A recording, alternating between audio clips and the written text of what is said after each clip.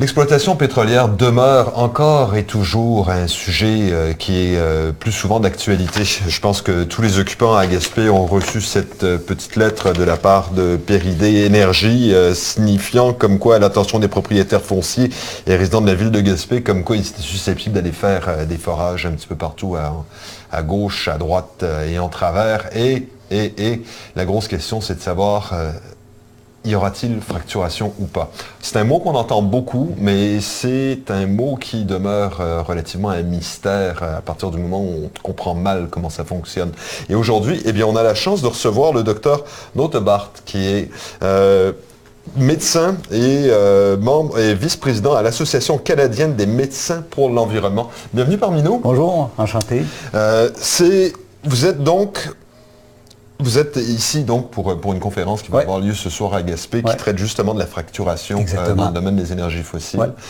Mais premièrement, vous êtes vice-président de l'Association canadienne des médecins pour l'environnement. J'aimerais tout d'abord savoir qu'est-ce que c'est que cette association. Alors, c'est une association, c'est un OSBL pan-canadien associé à d'autres associations dans le monde de médecins et de professionnels de la santé qui s'intéressent à tout ce qui est question d'environnement et santé. On a eu plusieurs mandats, que ce soit les transports, les pesticides, l'agriculture. En énergie, on s'est intéressé au nucléaire, aux mines d'uranium. Et puis, la question des énergies fossiles nous intéresse depuis plusieurs années. Notre pendant en Colombie-Britannique, donc la branche de Colombie-Britannique, a travaillé pas mal sur la question de la fracturation hydraulique et on s'est sensibilisé à ça parce que même s'il n'y en a pas beaucoup au Québec, il y a beaucoup d'études qui sont sorties depuis quelques années qui montrent sans aucun doute des effets délétères, dommageables pour la santé associée à la fracturation hydraulique. Donc, on fait une campagne pan-canadienne pour informer les gens. Et puis, là, je fais une tournée de la Gaspésie qui va m'amener jusqu'à Rivière-du-Loup pour faire cette conférence-là et rencontrer des gens intéressés. D'accord. Donc, parlons fracturation hydraulique. D'accord. Premièrement, comment ça fonctionne? Alors, le principe est assez simple. On fait un forage vertical qui peut prendre quelques semaines à faire, qui peut être d'1 kilomètre, grosso modo. Et après le forage vertical, là, on fait une fracturation à l'horizontale. Processus qui va prendre quelques semaines aussi. Et une fois que la fracturation est faite, on va en extraire du pétrole, du gaz ou autre. Alors, tout ce processus-là implique beaucoup d'eau qu'on va injecter, du sable, de la silice et beaucoup de produits chimiques. On a identifié... Mais attendez. Moi, il y a une question que je me pose. C'est quand on parle de fracturation, on sait que, par exemple, en Gaspésie, on a une roche qui est vraiment comme des strates. C'est-à-dire, c'est comme des feuilles qui sont posées les unes sur les autres. Et d'après ce que je crois comprendre, puis vous me corrigez, c'est que, justement, il y a du pétrole qui est entre ces différentes couches et que, quelque part, l'objectif finalement de la fracturation, c'est de casser toutes ces feuilles de façon à ce que le pétrole puisse être se regrouper et peut être extrait. C'est bien ça? Exactement. Oui, le principe, c'est toujours le même. Et puis, de cette façon-là, évidemment, on va causer des bris dans la roche. La raison pour laquelle, d'ailleurs, on augmente le risque de tremblement de terre, parce qu'en fait, c'est ça qu'on fait, on casse la roche et on espère que soit le gaz, soit le schiste, soit le gaz, soit le pétrole se ramassent dans des poches suffisamment importantes pour qu'on puisse l'extraire. Lesquelles poches, évidemment, ont des risques certains d'être en contact avec des nappes phréatiques. C'est ça. Donc, cette histoire de fracturation vise essentiellement à faire en sorte qu'on puisse regrouper ce gaz, regrouper ce pétrole. Et justement, pour briser ces roches, c'est là où on parle de fracturation en tant que telle. Et c'est là où on utilise des produits qui ne sont pas nécessairement... c'est ça. En fait, une grosse revue de tout ça qui est sortie récemment, on parle facilement de 1000 ou plus de 1000 produits, dont 90% ont une toxicité pour l'être humain et plus d'une dizaine sont carrément cancérogènes et un grand nombre, en fait, n'ont pas encore étudié. Le problème qu'on a, c'est que les compagnies ne sont pas tenues de dire ce qu'ils ont dans leurs recettes et c'est un des gros problèmes parce que comment voulez-vous faire une étude de santé publique si vous ne savez même pas à quoi on a affaire? Bon, heureusement, on connaît certains produits, comme le benzène, qui est un produit très toxique et cancérogène. Et d'ailleurs, il y a un groupe de l'Université de Montréal qui travaille là-dessus en Colombie-Britannique. Donc, il y a certains produits qu'on connaît. Et comme je vous dis, il y a plusieurs études qui sont sorties récemment qui ont montré des associations très inquiétantes là, entre soit la fracturation en Pennsylvanie, au Colorado particulièrement, et plusieurs problèmes de santé que je pourrais détailler tantôt. Mais donc, la physiologie est là, c'est-à-dire que les produits sont toxiques, on sait qu'ils ont des impacts sur la santé, mais ça fait que depuis 4-5 ans que les études commencent à sortir avec des associations très, très claires chez les enfants. Mais dans cette fameuse recette, donc ces différents produits, c'est quoi la propriété de ces produits en tant que tels? Parce qu'on pourrait penser qu'il suffirait de mettre suffisamment de pression. Oui, c'est fascinant. Là. Si jamais vous venez à ma conférence ce soir, vous allez voir, il y a des acidifiants, des désacidifiants, des foamers, des defoamers, des biocides, il y a tout un ensemble de produits qui visent à rendre probablement le liquide plus, je ne suis pas géologue, mais on me l'a expliqué amplement, donc le liquide qui va pénétrer plus facilement dans la roche, qui va éviter par exemple que les bactéries se propagent dans la roche, qui vont donc arrêter. C'est un processus chimique qui est assez complexe. Donc c'est pas juste une question de pression. Non, pas du tout, pas du tout. Là, la pression est là, la quantité d'eau utilisée est énorme, mais aussi il y a tous les produits chimiques qui vont faire que le processus va fonctionner. Qui est honnêtement plus de l'ordre des gens de l'industrie puis des géologues. Moi, j'ai regardé vraiment l'impact sanitaire. C'est ça. Et puis là, justement, à ce moment-là, quand on parle là, vous me parlez de différentes études qui démontrent qu'effectivement, il y a une toxicité au niveau des différents produits. Là, quand on parle de fracturation, d'après ce que je crois comprendre, encore une fois, c'est qu'effectivement, on va casser la roche, on va faire en sorte, mais que là, effectivement, ces produits-là sont susceptibles de s'infiltrer. C'est ça.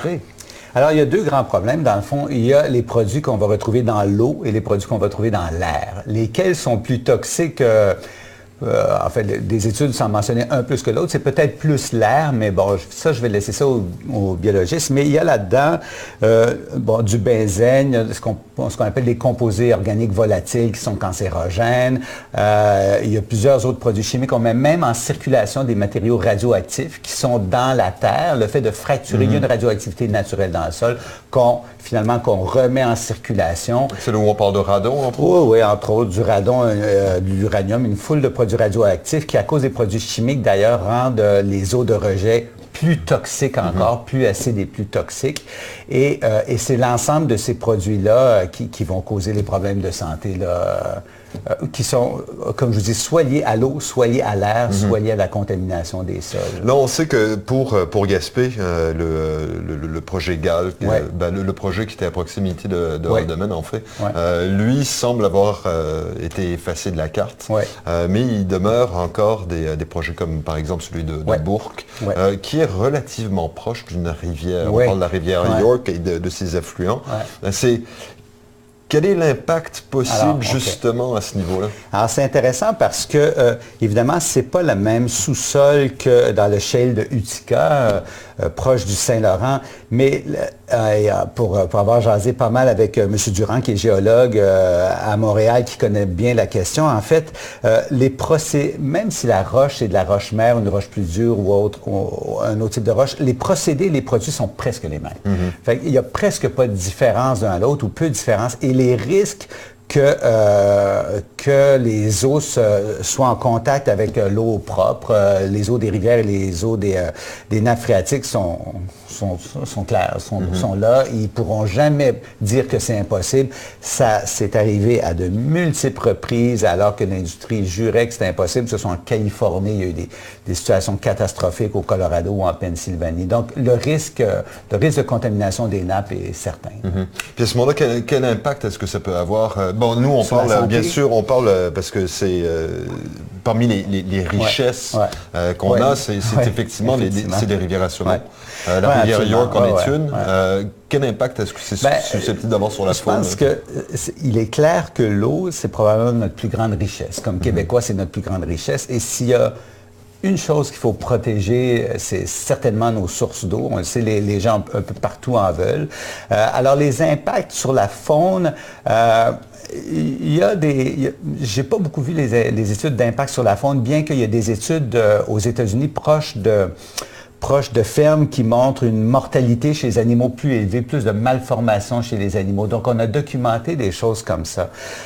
Moi, c'est plus sur la santé humaine que je me suis attardé. Puis, Mais j'imagine que sur les humains, c'est la même chose. C'est la même chose. Les organismes vivants. Exactement. Si on a démontré des choses chez les humains, il est absolument certain que le phénomène se reproduit chez les animaux. Là. Ça fait que là, à ce moment-là, c'est...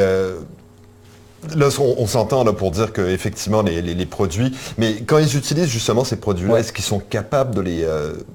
de restreindre ou de compartimenter ou de faire en sorte En fait, ils peuvent l'essayer, j'espère qu'ils l'essaient, probablement qu'ils l'essaient, mais il reste qu'on a démontré dans l'air et dans l'eau des communautés où il y avait des forages en quantité significative, que ce soit en Colombie-Britannique où il y en a des milliers, dans le nord-est de la Colombie-Britannique, ou en Pennsylvanie, des taux de toxines très élevés dans l'air et dans l'eau.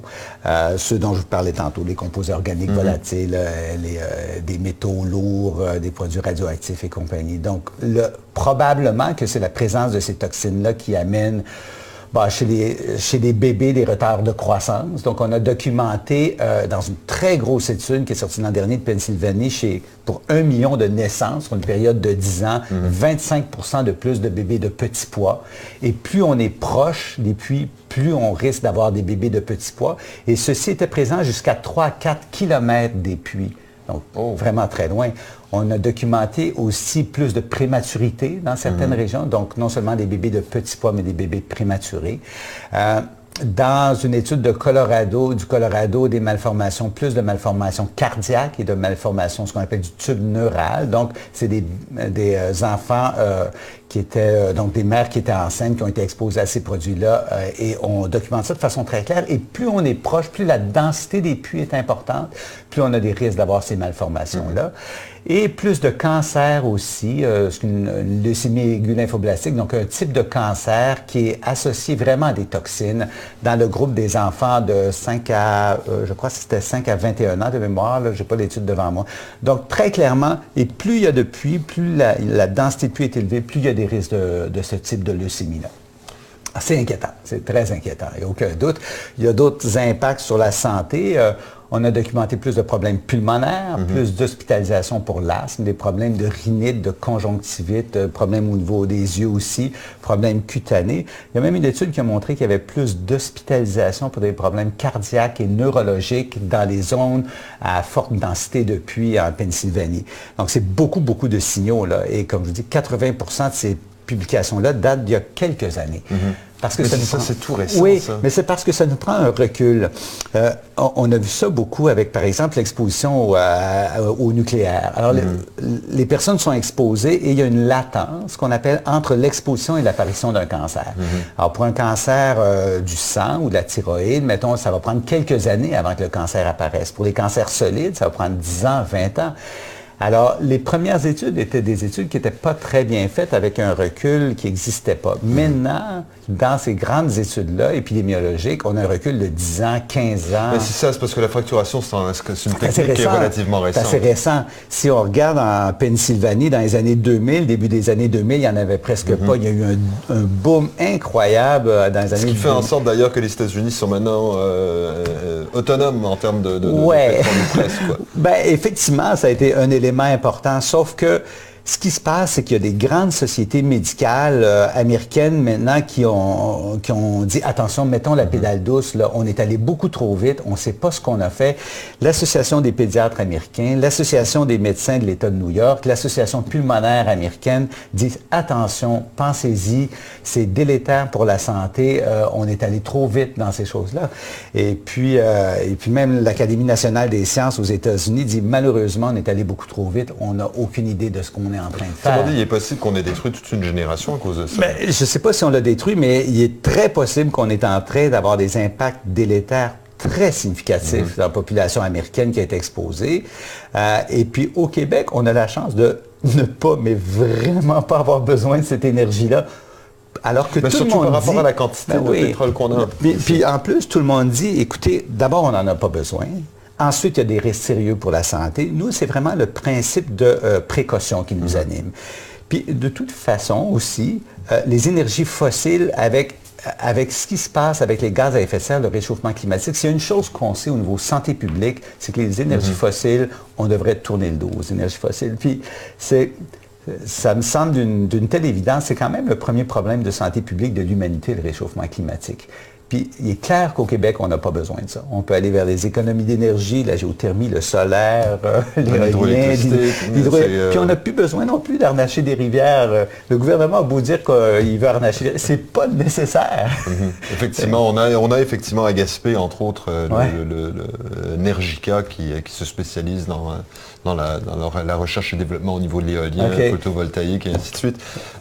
Les capacités au Québec sont énormes en éolien, alors. Donc, si je comprends, donc l'Association canadienne des médecins pour l'environnement, ce que vous dites, c'est... On veut un bannissement complet. Puis, en fait, au Québec, on a la chance de pouvoir dire non tout de suite, on arrête tout de suite le processus.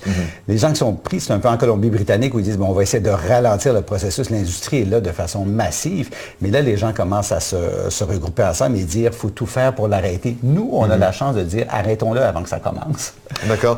Et comment est-ce qu'on fait justement à ce moment-là pour faire que nos politiciens... moi, je pense qu'il faut informer. Et puis là, il y a quand même une nouvelle loi là, qui a été passée au début de l'été dernier sous le gouvernement Couillard. Oui, c'est-à-dire qu'en fait, on ne pouvait pas faire de la fracturation dans le shale d'Utica, dans le schiste, mais la porte est ouverte pour la Gaspésie. Il n'y a rien qui empêche les compagnies de le faire.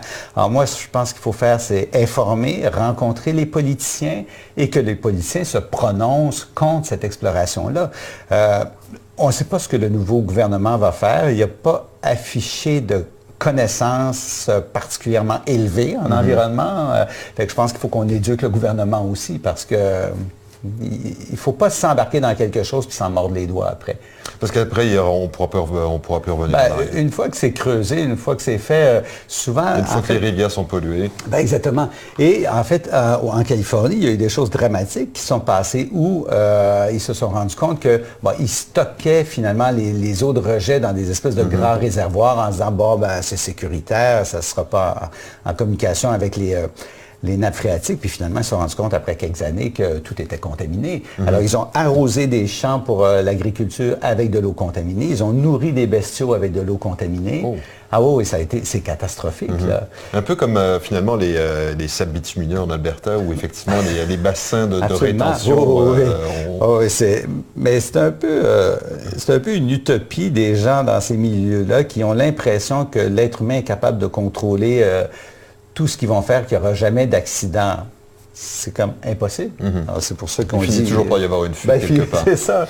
Qu'est-ce qu'on fait, nous, population, pour faire en sorte qu'effectivement, des choses qu'on bloque ou pas, ce genre de... Je pense qu'il faut aller voir les élus, et puis nous, on est là pour ça, puis leur dire, non, d'abord, ne subventionnez pas ces compagnies-là, parce que les compagnies d'hydrocarbures sont subventionnées, ce qui est incroyable. C'est dans les pires pollueurs au monde. Ne les subventionnez pas. Et moi, je dis, ces compagnies-là n'ont pas besoin de permis. Alors, et puis, il faut revenir en arrière. C'est des permis qui ont été octroyés. Il faut voir comment on pourrait éventuellement... Comme pour Anticaustique pétrolière. Exactement. Revenir sur les décisions, puis dire, désolé, mais il y a des choses qu'on sait maintenant. Et la volonté publique est de ne pas avoir de fracturation. Alors... À votre avis, est-ce que les compagnies pétrolières sont au courant justement des dangers liés à l'utilisation des produits? Pour ces compagnies-là, un peu comme les cigarettiers pendant des années. Oui, les cigarettiers l'ont su pendant des années. L'amiante, on a été très impliqués dans les batailles pour fermer les mines d'amiante il y a une trentaine d'années. Les gens le savaient, que le chrysotile était toxique. Là. Les gens le savaient. Il y a des études qui ont été camouflées, qui ont été cachées. Il y a des scientifiques qu'on a muselés. Pour le nucléaire, il y a eu beaucoup de choses comme ça aussi. Fait que, tout ça pour dire que moi, je pense que l'industrie sait qu'il y a des risques. Ils ont le tour de minimiser les risques. Et ils ont le tour aussi de présenter, en fait, la formule que je trouve suave tout le temps, c'est la formule ALARA. En nucléaire, on a souvent vu ça, c'est « as low as reasonably acceptable ». Donc, on peut vous exposer à une toxine dans la mesure où c'est raisonnablement acceptable. Moi, je pense que ce qui est raisonnablement acceptable pour moi et mes enfants et mes petits-enfants, c'est pas la même chose qui est raisonnablement acceptable pour l'industrie. Alors, nous, on dit principe de précaution, non. Ce qui est raisonnablement acceptable pour nous dans la fracturation, c'est 0. Tout simplement. Docteur, merci beaucoup. Ça éclaire effectivement nos lanternes sur le sujet. Et puis, donc, vous êtes en tournée un petit peu partout à travers l'Institut du Québec pour ces prochains jours, oui, pour la semaine. D'accord. En tout cas, bienvenue parmi nous, puis merci pour toutes les informations. Merci. Je vous en prie. OK. C'est donc docteur Notebaert, qui est donc de l'Association canadienne des médecins pour l'environnement, mais sachez que c'est pas juste ça. Si on regarde son pédigré, clinicien chercheur à l'hôpital du Sacré-Cœur de Montréal, professeur agrégé, faculté de médecine de l'Université de Montréal, etc., etc., etc. Ce qui fait que, oui, on va se le dire, c'est facturation, il va falloir faire très, mais très attention, et probablement que l'idéal, ce serait qu'il n'y en ait pas du tout.